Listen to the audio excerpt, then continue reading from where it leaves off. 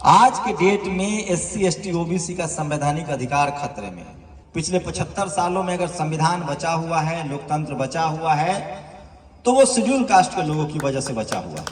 इस देश का एससी एसटी ओबीसी नौकरी पा तो लेता है रिजर्वेशन से, लेकिन सम्मान से, इज्जत से वो नौकरी नहीं कर पाता है। उसको पूरी जिंदगी मनुवादी टॉर्चर करते हैं। जाति तो बनाया ही था शोषण करने के लिए, एक के बाद एक, एक के बाद एक, ताकि लोग एक दूसरे से नफरत करें, एक साथ बैठे नहीं, एक साथ खाए नहीं, एक साथ रहे नहीं। बहुजन समाज को भी हर चुनाव में तय करना पड़ेगा कि हमारे दुश्मन वाली पार्टी को कौन हरा रहा है, उसी को वोट करना पड़ेगा। जो समाज जागरूक हो जाता है उसका नेता 2 दिन में सुधर जाता है, 2 दिन नहीं लगता है।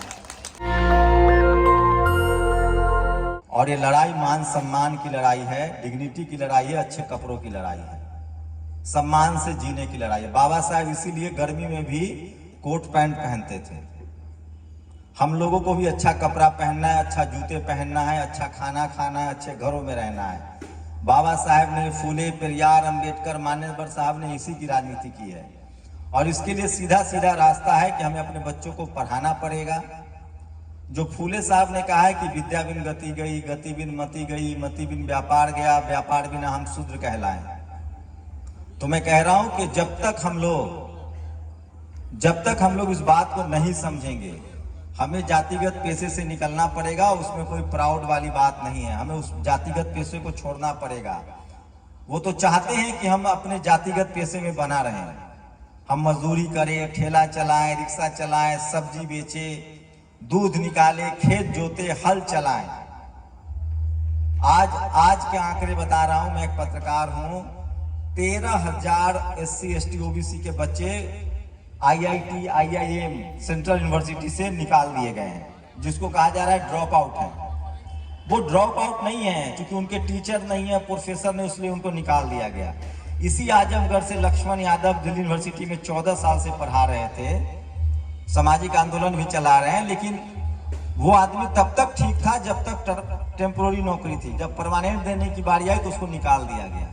देश में मीडिया बहुत जरूरी है, डेमोक्रेसी बहुत जरूरी है, लोकतंत्र है, और हमें अपने संवैधानिक अधिकारों को लेकर सजग रहना पड़ेगा।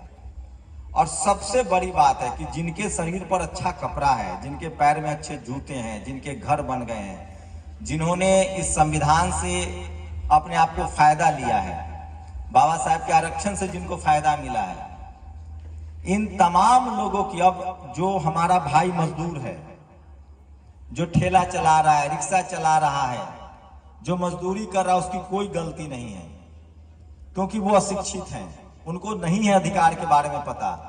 अब ये सारी लड़ाई उन लोगों को लड़नी है जो मेरे जैसे व्हाइट कॉलर लोग हैं, जो शहरों में बस रहे हैं, जो पढ़ाई लिखाई कर रहे हैं, जो नौकरी कर रहे हैं, और जिनके पास थोड़ा सा संसाधन है। हम लोग नहीं लड़ेंगे तो हमारी हालत भी मजदूरों की तरह हो जाएगी। बाबा साहब ने लड़ाई लड़ी, फूले लड़े, पेरियार लड़े, मान्यवर साहब लड़े, तो हम लोग को अधिकार मिला।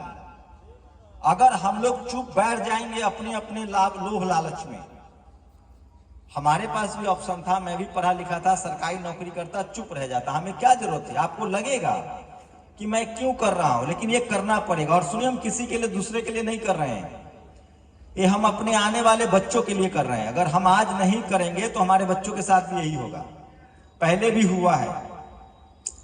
2 बातें जो मैं कोशिश कर रहा हूं, मैं ओबीसी कम्युनिटी से आता हूं, मैं ओबीसी कम्युनिटी से आता हूं, और मैं ओबीसी के लोगों को समझा रहा हूं कि आप जो जातिवाद, ओबीसी की जो कम्युनिटी जातिवाद करती है, जो किसान हैं, मूछ रखने पर लड़ेंगे, गन्ना काट लिए तो लड़ेंगे, आम तोड़ने पर लड़ेंगे, बकरी चला गया तो लड़ेंगे, भैंस का बच्चा खुल गया तो लड़ेंगे, और वो भी जातिवाद करते हैं। सबसे ज्यादा शेड्यूल कास्ट, शेड्यूल ट्राइब पर अत्याचार होता है। आज का आंकड़ा है, इस बार 2022 में 57,000 तो एफआईआर हुए हैं शेड्यूल कास्ट के लोगों पर अत्याचार के खिलाफ। ये तो वो आंकड़े हैं जो एफआईआर हुए हैं, लाखों होंगे जो एफआईआर होते ही नहीं है। तो इस देश में सबसे ज्यादा शेड्यूल कास्ट के लोग पीड़ित हैं, उसके बाद शेड्यूल ट्राइब है, और इसमें जुल्म करने वालों में हमारी भी कम्युनिटी शामिल है, ओबीसी। लेकिन 2 फर्क है। जो ओबीसी गांव में अत्याचार कर रहा है, जुल्म कर रहा है, वो जेल भी जा रहा है एससी एसटी एक्ट में, उसको लोग हमला भी कर रहे हैं। लेकिन उसी किसान कम्युनिटी के साथ, उसी SC ST OBC जातियों के बच्चों के साथ कॉलेज यूनिवर्सिटी में वही भेदभाव होता है जो वो गांव में करते हैं।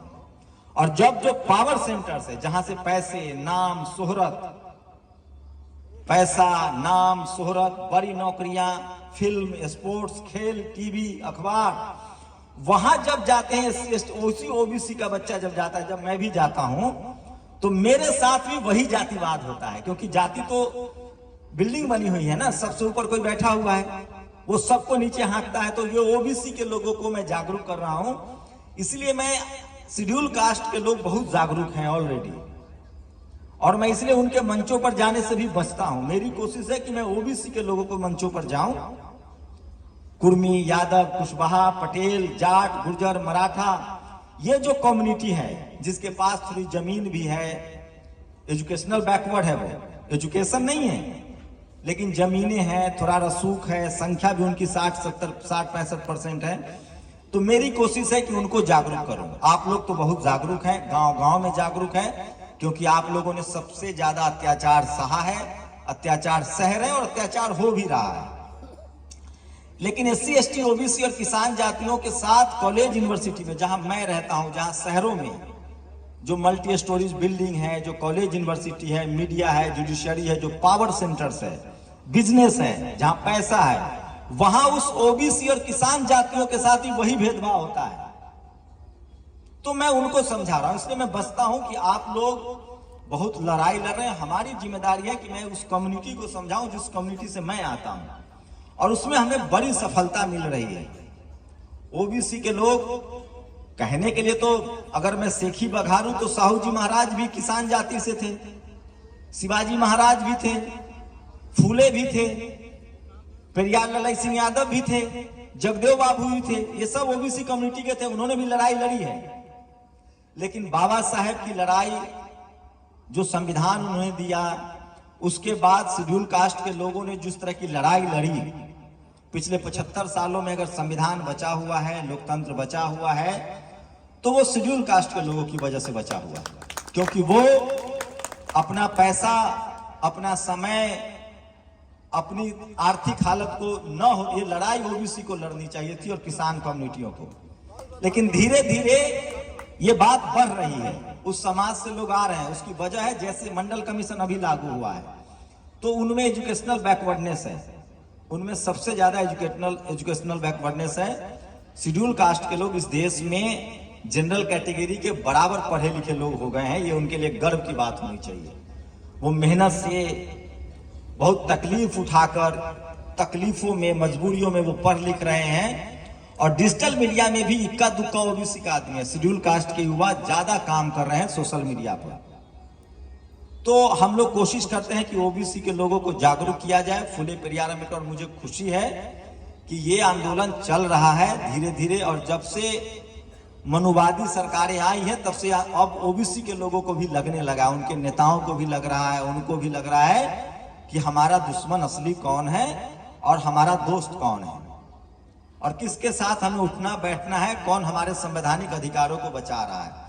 तो मैं इस देश में शेड्यूल कास्ट के जो लोग हैं उनका बहुत शुक्रगुजार करता हूं कि इस देश में संविधान बच रहा है, डेमोक्रेसी बच रही है, तो उनकी वजह से। और एक बात और, आज के डेट में मुसलमान तो एक बहाना है, उसको आप लोग को लग रहा है कि मुसलमान प्रताड़ित हो रहा है, वो भी सच है, लेकिन पहले उनका नरसंहार भी होता था। दलित, पिछड़े, आदिवासी तो रोज मारे जा रहे हैं, पहले मुसलमानों का साथ नहीं होता था, लेकिन अब उनका नरसंहार होता था। आज के डेट में मुसलमानों को ज्यादा खतरा नहीं है, न सिखों को, न हिंदुओं को, न बुद्धिस्टों को, धर्म को खतरा नहीं है। आज के डेट में SC ST OBC का संवैधानिक अधिकार खतरे में है। आप सिख होंगे तो भी OBC हो सकते हैं, बुद्धिस्ट होंगे, हिंदू होंगे तो भी SC ST OBC हो सकते हैं, मुसलमान है तो भी OBC है। तो आज जो मनुवादी हैं वो चाहते हैं कि इस देश में हम नौकरी करें, हम खिलाड़ी बने, हम बिजनेसमैन बने, हम जज बने, हम कलेक्टर बने, हमारा अच्छा घर हो, बाकी सब मजदूर हो। वो हमें मारना भी नहीं चाहते हैं, हमें मारना भी नहीं चाहते हैं। वो चाहते हैं कि हम उनके लिए मजदूर बने रहे। हम टॉयलेट साफ करें, जूता साफ करें, सब्जी बेचे, ठेला लगाए, मजदूरी करे, उनका गाड़ी चलाए, और वो भी कम पैसे पर। आज के डेट में आप मजदूरी नहीं कीजिए तो आपसे नफरत करेंगे, आप अमीर हो जाइए तो नफरत करेंगे। आप उनका ठेला चलाइए, रिक्शा चलाइए, गाड़ी चलाइए, घर में बैल बांधिए तो आपको इज्जत भी देंगे, साथ में खाना भी खिलाएंगे। अब जो जातिवाद है, मैं लबोलुआ भी ये कहना चाह रहा हूं कि जो गांव का जातिवाद है उससे बहुत नुकसान नहीं है। तुम हमसे बात करो न करो कोई बात नहीं है, शादी में हमको खिलाओ न खिलाओ कोई बात नहीं, हम अपने घर खा लेंगे, कोई भूखा सो रहा है क्या? अब जो जातिवाद है वो शहरों में है। आपका बच्चा जब कॉलेज यूनिवर्सिटी में जाता है, बड़ी बड़ी नौकरियों में जाता है, जो लोग नौकरी कर रहे होंगे वो समझ रहे होंगे कि उनको क्या क्या तकलीफें रोज झेलनी पड़ती है। इस देश का SC ST OBC नौकरी पा तो लेता है रिजर्वेशन से, लेकिन सम्मान से, इज्जत से वो नौकरी नहीं कर पाता है। उसको पूरी जिंदगी मनुवादी टॉर्चर करते हैं। चपरासी से लेकर चीफ जस्टिस तक वही बने हुए हैं। तो यही सब बातें मैं रोज करता हूं और बताता हूं, और मैं देखना चाहता हूं कि गांव में कितना असर हुआ है। लेकिन मैं फिर कह रहा हूं, लोकतंत्र में गोली नहीं चाहिए, बोली चाहिए, बोली, जवान। जिस दिन बहुजन समाज के लोगों ने बोलना शुरू कर दिया, हम सब की नैतिक जिम्मेदारी है। मुझे आज एक जज का फोन आया अलीगढ़ से, मुस्लिम समाज के थे, 85 साल की उम्र हो गई या 75 साल की। मैंने कहा तो रिटायर हो गए तो अब समाज के लिए कुछ कीजिए, काम कीजिए। आपके बच्चे क्या करते हैं? तो वो भी रिटायर हो गए। हम सब लोगों को बैठना नहीं पड़ेगा, अपमान होगा, लोग गाली देंगे, अपने भी घर में विरोध होगा। मेरा भी माँ बाप विरोध करते हैं कि कौन सा काम कर रहा है, लेकिन ये हमारे नस्लों की लड़ाई है। पेड़ आप लगाएंगे, फल आपका बच्चा खाएगा। हम सब लोगों की नैतिक जिम्मेदारी है कि चुनाव का मसला हो, राजनीतिक मसला हो, सामाजिक मसला हो, या हमारा सांस्कृतिक मसला हो, या धार्मिक मसला हो, हमारे जो रीति रिवाज है जो उसमें अंधविश्वास न हो, कर्मकांड न हो। बुद्धिज्म में कहीं अंधविश्वास नहीं है, कर्मकांड नहीं है, वो तो वैज्ञानिक विचारधारा है। हमें उसको गर्व के साथ दुनिया को बताना पड़ेगा कि हाँ, हम बुद्धिस्ट हैं। तथागत बुद्ध पैदा हुए थे, उन्होंने दुनिया को विज्ञान, सोशल, सामाजिक वैज्ञानिक थे, वो उसका रास्ता बताया। हमें अपने महापुरुषों के बारे में बात करना पड़ेगा, क्लेम करना पड़ेगा, फूले, पेरियार, अंबेडकर, या कबीर, या फिर संत श्रीमनी रविदास महाराज हों। तो हम लोगों को शर्माना नहीं है, हिचकिचाना नहीं है, घबराना नहीं है। सोचिए इस देश में हम लोग मानसिक रूप से कितने डरपोक हैं। मैं लोहे का हूं, आप लोगों को चिंता रहती होगी कि अरे इतना बोलता है, कुछ कर देगा। ये सब दिमाग का खेल है। दिमाग से डर निकालकर अपने संवैधानिक और सचेत भी रहना पड़ेगा। ऐसा नहीं, हमारे लोग को क्या करते हैं, कहीं अकेले में मारेंगे, घेर के मार देंगे, 10 लोगों को बुलाकर हमला कर देंगे। अगर हम सामाजिक रूप से एकजुट रहें तो हमारी संख्या तो 90 है, 85 है, कैसे मार दोगे? हमें उनसे बहस नहीं करनी है। हमें अपने संवैधानिक अधिकारों के लिए, अपने धार्मिक रीति रिवाजों के लिए, अपने सांस्कृतिक रिवाजों के लिए हमें अपने लोगों को बताना है, उस पर बात करनी है, बहस करनी है, अपने लोगों को बताना है। उनसे वो हमको अच्छा कह रहे हैं, खराब कह रहे हैं, उससे हमें कोई मतलब नहीं है। हमें क्यों खराब अच्छा कहेंगे? हम अपने अधिकार खोजेंगे। नेल्सन मंडेला ने कहा है कि अधिकार दान से नहीं मिलता है, न्याय से मिलता है। तो हमारी जो लड़ाई है वो पढ़ाई लिखाई, स्कूल, अस्पताल, दवाई और जो जातिगत पेशा है उससे बाहर निकलने की है। क्योंकि इस देश में जो जातिगत पेशा है उसमें न सम्मान है न पैसा है। पूरी दुनिया में सफाई कर्मचारी के काम करते हैं लोग, लेकिन उनमें मशीनें आ गई हैं। भारत में जिस दिन हर जाति के लोग नाले में मरने लगेंगे ना, गटर में, तो मशीनें आ जाएंगी। भारत में सब लोग जूता गांठने लगेंगे ना हाथ से, तो उसकी वैल्यू बढ़ जाएगी। तो हमें उस काम में अपने बच्चों को भेजना है जहां मान सम्मान भी है और पैसा भी है। और वो रास्ता क्या है? बिजनेस का रास्ता है, बड़े बड़ी नौकरियों का रास्ता है, खेल है, सिनेमा है। नए नए कामों में जाना पड़ेगा और हमें किसी की परवाह नहीं करने कि हमको कौन क्या कह रहा है। हमें अपनी विचारधारा, फूले, पेरियार, अंबेडकर, बाबा साहब की विचारधारा, और हम सबको अंतिम में सबके, मानवर साहब ने कहा है हर ताले की चाबी जो है सत्ता है। हमें अपने राजनीतिक अधिकारों पर बात करनी है, हमें अपने लोगों को जागरूक करना है, समझाना। वो एक बार सुने, 2 बार सुने, 3 बार सुने। हमें अपनी राजनीतिक लड़ाई लड़नी पड़ेगी, हमें अपने वोट का इस्तेमाल सही तरीके से अपने लोगों के लिए करना पड़ेगा। और सबसे बड़ी बात देखिए, अगर हम टुकड़ों में लड़ेंगे, जातियां बनाई ही इसलिए गई थी कि जाति के नाम पर शोषण किया जा सके। बाबा साहेब ने बहुत होशियारी से, विजनरी आदमी थे, उन्होंने जातियों को जमात में बदला, SC ST OBC। हमें समझना पड़ेगा कि हमें किन के साथ जाना है। SC ST OBC के लोग आलू और पालक हैं। आलू का कुछ स्वाद जाएगा पालक में, पालक का कुछ स्वाद जाएगा आलू में। लेकिन अगर हम लोहे के बर्तन में कोई स्वाद जाएगा, तो SC ST OBC लोगों को राजनीतिक रूप से एक होना पड़ेगा, एक साथ वोट करना पड़ेगा, होशियारी से। सोचिए, मैं खिल के कह रहा हूं, पहले सवर्ण समाज के लोग, जिसको मैं जनरल कैटेगरी कहता हूं, उनको संवैधानिक टर्म है, वो संविधान में लिखा हुआ है। जैसे हम लोग SC ST OBC हैं, वो जनरल। मैं ये जो जाति सूचक आपने सब लिखा है, मैं इससे सहमत नहीं हूं। हम जातियों से निकलना चाहते हैं। 4000 से लेकर 10,000 जातियां बनाई गई थी। जब आप जातियों में बटे रहेंगे तो हम अत्याचार सहेंगे। जब हम जमात बनेंगे, SC की हजारों जातियां हैं, उसको बाबा साहब ने शेड्यूल कास्ट कहा। OBC की 10,000 जातियां थी, उसको OBC कहा। शेड्यूल ट्राइब में, आदिवासी समाज में हजारों जातियां बने। तो जाति तो बनाया ही था शोषण करने के लिए, एक के बाद एक, एक के बाद एक, ताकि लोग एक दूसरे से नफरत करें, एक साथ बैठे नहीं, एक साथ खाए नहीं, एक साथ रहे नहीं। तो मैं संविधान मानने वाला आदमी हूं और मैं SC ST OBC समझता हूं। जनरल समाज के लोग पहले पता है किसको वोट देते थे? बीजेपी को नहीं देते थे, कांग्रेस को वोट देते थे। लेकिन अब सारे के सारे जनरल समाज के लोग किसको वोट करते हैं?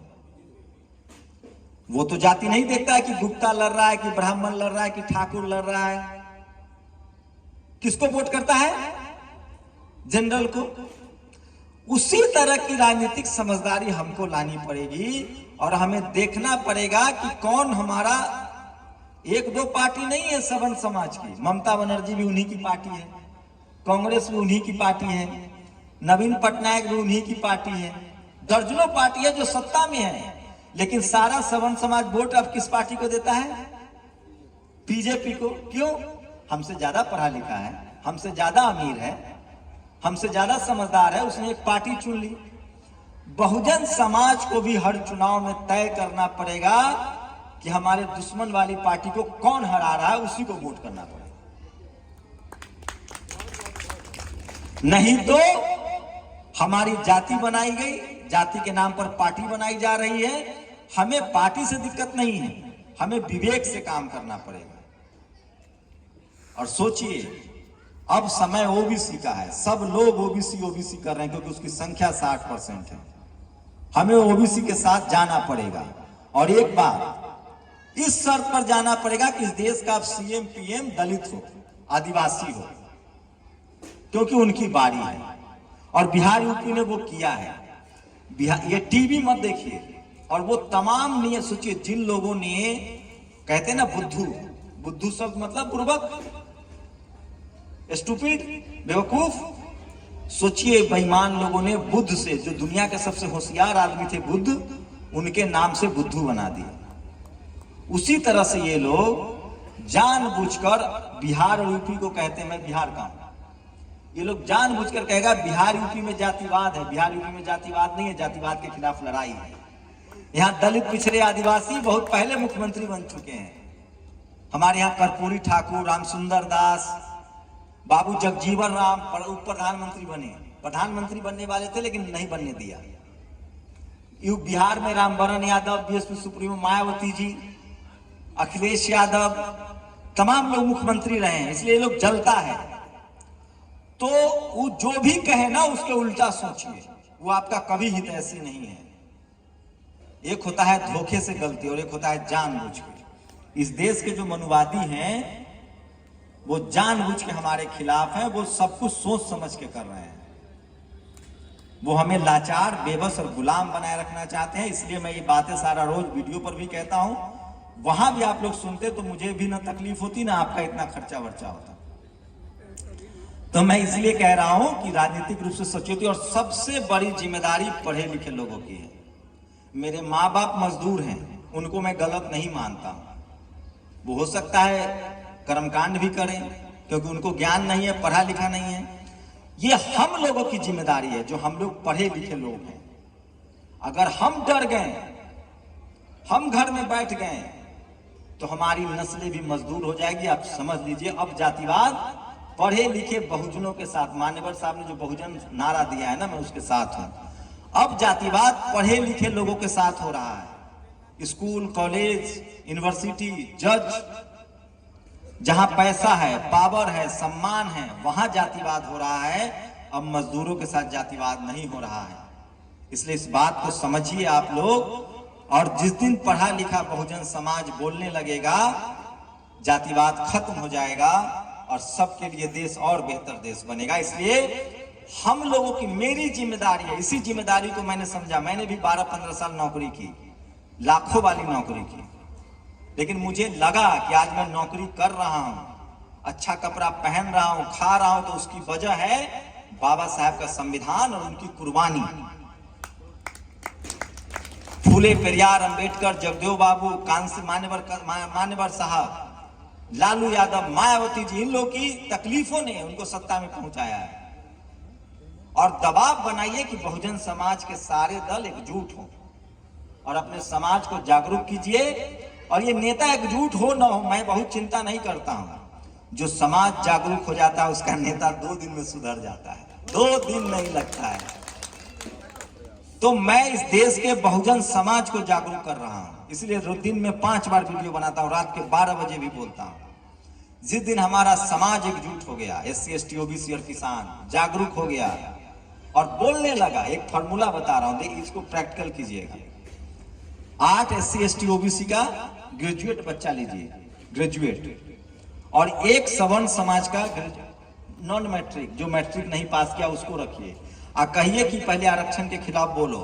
वो नॉन मैट्रिक समझ रहे हैं ना, जो मैट्रिक नहीं पास किया है, वो खूब मतलब बेधड़क, ऐसे जो स्कूल भी नहीं जाता है वो भी कहता है कि आरक्षण होता तो मैं कलेक्टर हो जाता, कहता है। जो स्कूल नहीं गया, अरे भाई कलेक्टर होने के लिए BA पास करना जरूरी है, तो उसका आत्मविश्वास देखिए।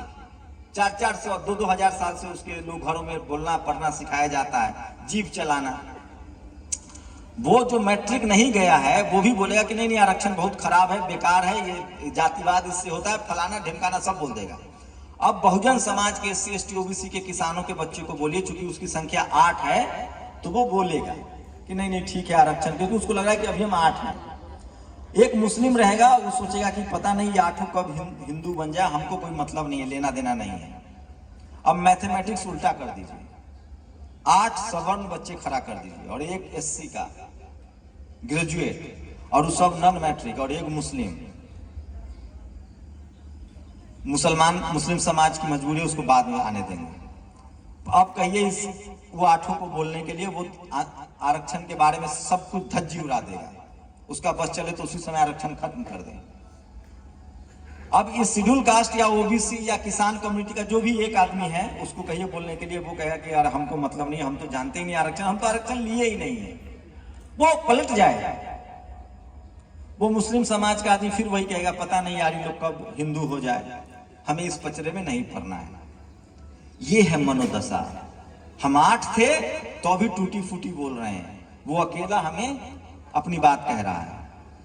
यही हो रहा है, हम 85 होकर के नहीं बोल रहे हैं, क्योंकि हमारा समाज मानसिक रूप से डरा हुआ है। आज बाबा साहब का परिनिर्वाण दिवस है, नमन कर रहे हैं। जिंदगी लंबी नहीं शानदार होनी चाहिए। कौन अमृत भी क्या है, कोई अमृत नहीं होता है, किसी को दोबारा जन्म नहीं लेना है, अच्छा बुरा सब इसी जन्म में भोग के जाना है। और अगर हम समाज के लिए काम करेंगे, सोचिए मेरे जैसा मजदूर का बच्चा, आप 1200 किलोमीटर 1000 से आया ना जी, आप हमको क्यों जानते हैं? मैं कहीं नौकरी कर रहा था, कलेक्टर ही होता, अरे मंत्री ही होता, तो आप हमें बुलाते क्या? बिहार में दर्जनों मंत्री हैं, देश में दर्जनों मंत्री हैं। हम इसलिए आप हमको बुला रहे हैं क्योंकि आपको लगता है कि ये आदमी समाज के लिए बोल रहा है। और हमें कोई खुरपी नहीं उठाना है, कुदाल नहीं चलाना है, भैंस नहीं चलाना है। मैं उसको खराब नहीं कह रहा हूं। जिस दिन बहुजन समाज के लोगों ने बोलना शुरू कर दिया, लोकतंत्र में बोलने वाला जीतता है। इस देश में मलाई कौन खा रहा है? जो बात बनाना जानता है, जो लंबी लंबी भाषण देता है। बहुजन समाज के लोगों को मानसिक रूप से डर से बाहर निकलकर और अपनी बात रखनी है, संवैधानिक तरीके से अपनी बात रखनी है, मजबूती से बात रखनी है। हमारी गुलामी की बेड़ियां कट जाएंगे और लास्ट में जो भी फूले पेरियार अंबेडकर के रास्ते पर चलेगा, बुद्ध के रास्ते पर चलेगा, मैं लिख के दे रहा हूं, वो अमीर भी होगा, उसकी इज्जत भी समाज में बढ़ेगी और वो बेहतर इंसान होगा। लिख लीजिए आप, अमीरी का एक ही रास्ता है, बाबा साहब का रास्ता। उस पर जो आज शेड्यूल कास्ट या ओबीसी या एसटी, वही लोग आगे हैं जिसके दादा मारे गए। हेमंत सोरेन के दादा की हत्या हुई थी। हेमंत सोरेन के बाप शिबू सोरेन को जेल हुआ, आज वो मुख्यमंत्री है। मायावती जी ने संघर्ष किया, मान्यवर साहब ने संघर्ष किया, आज वो मुख्यमंत्री बनी, उनका भतीजा भी कुछ करेगा। अखिलेश यादव के पिताजी ने राजनीति की, मरते मरते बचे, मुख्यमंत्री बने, उनका बेटा भी मुख्यमंत्री बना। जगदेव बाबू को मार दिया गया था, उनके बेटे मंत्री बने। अनुप्रिया पटेल, सोनेलाल पटेल साहब की किस तरह से हड्डियां तोड़ दी गई, उनको भी मारा गया, आज उनकी बेटी राजनीति में है। जो लड़ेगा वो अपनी नस्लों के लिए रास्ता बना के जाएगा। लड़ाई में ही जीत है। संवैधानिक तरीके से हमें अपनी लड़ाई लड़नी है, अपनी बातें कहनी है। बाबा साहब का जो सेक्रीफाइस है, बाबा साहब की जो कुर्बानी है, उस रास्ते पर चलना है और मानसिक रूप से मजबूत होकर लड़ना है। हम किसी से नफरत नहीं करते हैं, हमें किसी से भेदभाव नहीं करना है, लेकिन हमें हमारा अधिकार चाहिए तो चाहिए, बस। सब लोगों को जय भीम, नमो बुद्धाय, बाबा साहब को नमन। और मैं फिर कह रहा हूं, कभी अपने आप को अकेले मत समझिए। अब तो मीडिया है हमारे पास, सोशल मीडिया है, अपनी बातें कहिए, लिखिए, पढ़िए। और पढ़े लिखे लोगों की जिम्मेदारी है कि वो इस आंदोलन को आगे बढ़ाए, और मैं उस भूमिका में हूं। मैं पत्रकार भी हूं, खबरें भी बताता हूं, और जो सही है गलत है उसको भी बोलता हूं। और मैं बहुजन समाज के तमाम उसके साथ होने वाले गैर बराबरी के खिलाफ बोलता रहूंगा। ये मैं आप लोगों को वादा करके जाता हूं। इतने देर रात तक आपने सुना, बहुत बहुत शुक्रिया। नेशनल दस्तक की आपसे गुजारिश है कि अगर इसको बचाना चाहते हैं तो नेशनल दस्तक को सब्सक्राइब करने के लिए रेड कलर के सब्सक्राइब बटन को दबाएं, फिर बेल आइकन की घंटी दबाएं। नेशनल दस्तक को बचाने के लिए बहुत जरूरी है कि हर खबर को शेयर करें, लाइक करें, कमेंट जरूर करें।